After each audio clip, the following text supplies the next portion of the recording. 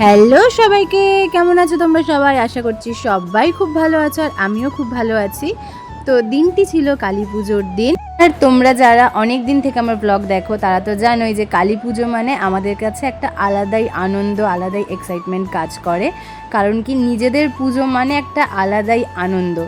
So চলো, আমরা বাড়ির থেকে বেরিয়ে গেছি, তোমরা দেখতেই পেলে, আর এসে পৌঁছেছি এই যে মায়ের সামনে। এখন আমরা সারা রাত জাগবো, পুজো দেখবো, আর ফ্যামিলি মেম্বারদের সাথে প্রচুর প্রচুর গল্প করব, প্রচুর ফটো তুলব।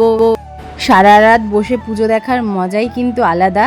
আর তার সাথে যদি থাকে ঢাকের আওয়াজ, তাহলে আর কি চাই বলো। এই যে দেখো, এখন পুজোয় বসে পড়েছে, আর আমাদের জেঠু এখন পুজোতে বসেছে। জেঠু পুজো স্টার্ট করার পরেই পুজো হয়। আর এদিকে আমরা সব বৌমারা, ননদরা, শাশুড়িরা সবাই মিলে এখানে জমিয়ে গল্প করছি, মজা করছি। আর আমার মাম্মাম তো এখন অনেক ব্যস্ত, কোথায় কোথায় ঘুরে বেড়াচ্ছে জানি না। আর এই দেখো পুচকেকে আমি বললাম, পুচকে এটা হাসে, এই দেখে হাসিটা কি সুন্দর না। তারপরে চলে আসলো আমার আরও দুটো দিদি, তাদের সঙ্গে এখন আমরা একটু ফটো তুলছি, একটু গল্প করছি। মানে কালী পুজো মানে আমাদের কাছে একটা আলাদাই আনন্দ। মানে সারা রাত জাগার পরে সেই কালী পুজোয় মাকে অঞ্জলি দেওয়া, মায়ের প্রসাদ খাওয়া, এইগুলো তো মানে বলে বোঝানো যাবে না কাউকে। আর যদি থাকে তার সাথে ফ্যামিলি মেম্বাররা সবাই একসঙ্গে, তাহলে তো বুঝতেই পারছো। আর এদিকে দেখো পুজো স্টার্ট হয়ে গেছে, আর এখন মায়ের চক্ষুদান করা হবে। প্রথমে তারা মায়ের চক্ষুদান করা হবে, তারপর ভোলে বাবার চক্ষুদান করা হবে। দেন আবার যা পুজোর যা যা নিয়ম আছে সব তো আমি অত জানি না। তো এখানে জেঠু বসে বসে সব বলে দিচ্ছিল কোনটার পর কোনটা হবে। তো এখন দেখো এই যে ভোলে বাবার চক্ষুদান হচ্ছে। আর তোমরা তো জানোই যে আমি কালী পুজোর দিন বড়মার কাছে গেছিলাম। তো সেই ব্লগটাও খুব তাড়াতাড়ি আসবে। এই 2-3 দিন একটু ব্যস্ত ছিলাম বলে আর সেগুলো আর এডিট করা হয়নি। তো এখন আবার সব এডিট করে আপলোড করব। আর এই যে এদিকে আমরা পুজো দেখছি, পুজো দেখতে দেখতে আমাদের একটু আধটু খুনসুটিতে চলতেই থাকে। তো ইনি হচ্ছে আমার একজন রায়বাঘিনী ননদিনী, ননদিনী রায়বাঘিনী। না না, একদমই রায়বাঘিনী না, আমার সব ননদরা খুব ভালো, পুরো একদম মাই ডিয়ার। আর এখানে সবাই বসে রয়েছে, পিসিরা, কাকিমণিরা সবাই রয়েছে। সবাই মিলে আমরা সারা রাত বসে গল্প করেছি, ঠাকুরের পুজো দেখেছি। আর এখন বানানো হচ্ছিল চরণামৃত। আর এখানে এটা কি করা হলো আমি ঠিক জানি না, মানে অনেক রকম নিয়ম তো, সব তো আমি জানি না। এবার ঠাকুরকে এই বস্ত্র দেওয়া হচ্ছে। আর জানো তো, আমরা সারাটা বছর ওয়েট করে থাকি যে কবে এই দুটো দিন আসবে, কবে কালী পুজো আসবে। কালী পুজোর দুটো দিন মানে আমাদের বাড়িতে সেই রকম মজা, সেই লেভেলের আনন্দ আমরা করে থাকি। আর এখন এই দেখো মাকে সিঁদুর পরানো হচ্ছে। তো সমস্তটাই জেঠু বলে বলে দিচ্ছিলেন, কারণ কি জেঠু সব থেকে বড়, জেঠু অনেক কিছু জানে। তো সেই জন্য জেঠু সবাইকে সবটা বলে দিচ্ছিল, কারণ অনেক কিছু নিয়ম তো। আর এই যে ফাইনালি আমরা একটু বেরিয়েছিলাম ভ্রমণ করতে সবাই মিলে, দেখতেই পাচ্ছ। আর সামনে আরও লোক আছে, আর আমি কোথায়? এই যে আমিও আছি, দাঁড়াও দাঁড়াও, আমি না থাকলে কি হবে বলো। আর এই যে আমি একটু ব্লগ করছিলাম, আমাকে বলছে আবার শুরু করে দিয়েছে। তারপর আমরা ঘুরে টুরে এসে দেখলাম এখানে আবার ঠাকুরের কাজ চলছিলই।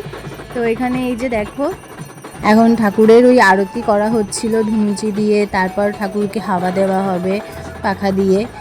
মানে অনেক রকম কাজ থাকে কালী পুজোয়, এত এত নিয়ম। আর কালী পুজোর দিন যেহেতু আমাদের বাড়িতে লক্ষ্মী পুজোও হয়, তো অনেকটাই আমরা চাপে থাকি। তো ওইদিকে সব কিছু সেরে এদিকে আমরা এখন বসে পড়েছি হচ্ছে অঞ্জলি দিতে। আর এটা ব্লগ করে দেওয়ার তো কেউ ছিল না, তো সেই জন্য আমি একটু একাই ভিডিও শ্যুট করে নিয়েছি। কি করব, আর তোমাদের সাথে তো একটু শেয়ার করতে হবে, তাই না? কালী পুজো সারাদিন উপোস করে থাকলেও শরীরে খুব একটা কষ্ট আমার মনে হয় না, কারোরই হয়তো হয় না। তারপর আমাদের অঞ্জলি দেওয়া শেষ হয়ে গেল, এবার হবে যজ্ঞ। এখন যজ্ঞে বসে গেছেন ঠাকুরমশাই। আর ওদিকে দেখতেই পাচ্ছ আমাদের সব জেঠুরা, কাকুরা সবাই রয়েছেন ওদিকে। রাত থেকে যে কখন ভোরটা হয়ে যায় সেটাই আমরা বুঝতে পারি না। দেখবো অন্যদিন রাত জেগে থাকলে মনে হয় কত কষ্ট, কত ঘুম পায়, কিন্তু এই দিনটাই আমাদের চোখে একটুও ঘুম আসে না। কারণ কি, আসবে কী করে? আমরা তো সারা রাত জেগে গল্প করি, আড্ডা মারি, ফাজলামি করি, যাই হোক না কেন, সারা রাত আমাদের ঘুমটা আর আসে না। আর এদিকে দেখো যজ্ঞ তো চলছে, আর অনেকটা সময় লাগে কালী পুজো করতে। পুজোয় বসেছিল হয়তো খুব সম্ভবত 11টায়, সেই পুজো আমাদের শেষ হয়েছে সকাল 6টা-7টা এরকম। তো অনেক সময় লাগে কালী পুজো করতে।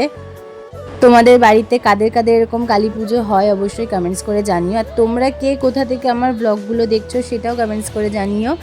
আর অনেক এখনও ব্লগ এডিট করা বাকি আছে, সেগুলো আস্তে আস্তে তোমাদের সাথে শেয়ার করব। যারা এখনও ফলো করোনি অবশ্যই ফলো করে নিও। এই যে বললাম কি আমরা সবাই যেখানে থাকবো সেখানে তো আড্ডাই আর কি থাকবেই। তো দেখো ওইদিকে ঠাকুরমশাই যজ্ঞ করছে আর এদিকে আমরা ইয়ার্কি মারছি, হাসাহাসি করছি।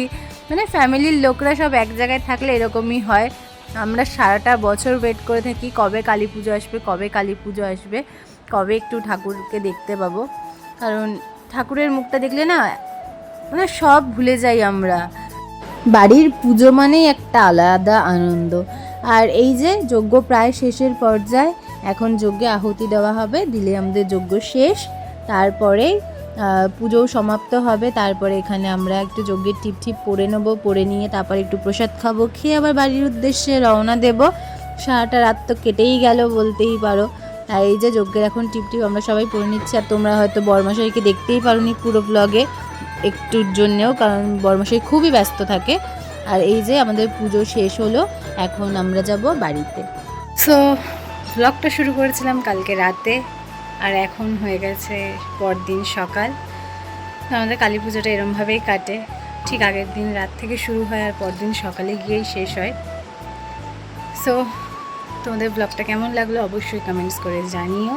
আর তোমরা কালী পুজোয় কে কী করলে, কাদের বাড়িতে এরকম পুজো হয় সেটাও কমেন্টস করে জানিও।